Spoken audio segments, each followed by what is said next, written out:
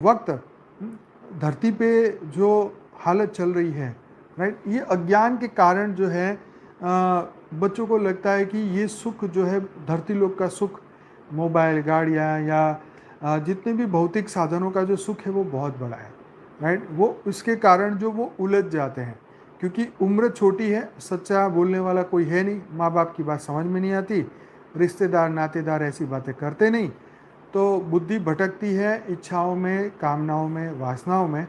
तो कोई राह दिखाने वाला नहीं मिलता। स्पिरिचुअल मोटिवेटर स्पीकर भी है तो वो आपको सक्सेस के बारे में बताएंगे, पैसा कमाने के बारे में बताएंगे, लेकिन हाँ, इसके साथ साथ आत्मा के कल्याण के बारे में भी एक मोटिवेशन स्पीकर को इसके बारे में भी बात करनी चाहिए, राइट। पहले तो खुद को इसके ऊपर कार्य करना चाहिए और उसके बाद जब आपको बात समझ में आ जाए तो फिर औरों को भी इस तरीके से कल्याण करना चाहिए। सिर्फ और सिर्फ पद, प्रतिष्ठा, पैसा, यही जीवन का लक्ष्य ना होके मनुष्य को अपने आत्मा के कल्याण के बारे में सोचना ही चाहिए। और हर माँ बाप को ये बात बोलनी चाहिए, हाँ, कि बच्चों को कि भाई तुम सक्सेस हो या ना हो, लेकिन अच्छे व्यक्ति जरूर बनो, अच्छे इंसान जरूर बनो, और जब अच्छे इंसान बन जाओ तो फिर आत्म कल्याण के बारे में सोचो। यस, और आत्म कल्याण के बारे में जब सोचने लगो, जब आपको समझ आ जाए कि यस, आत्म कल्याण एक वाकई में most important things in life.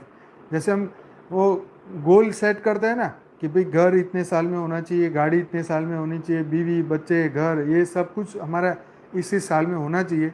तो इसकी लिस्ट में सबसे पहले आत्म कल्याण के आत्म जागृति, आत्मज्ञान, ब्रह्म ज्ञान, ये सब आना चाहिए। और जब आपको ये पता चल जाए कि आत्मज्ञान, कि अब मैं आत्मज्ञानी बन चुका हूँ, तब उसके बाद का नेक्स्ट स्टेप है विश्व कल्याण के बारे में सोचना, राइट।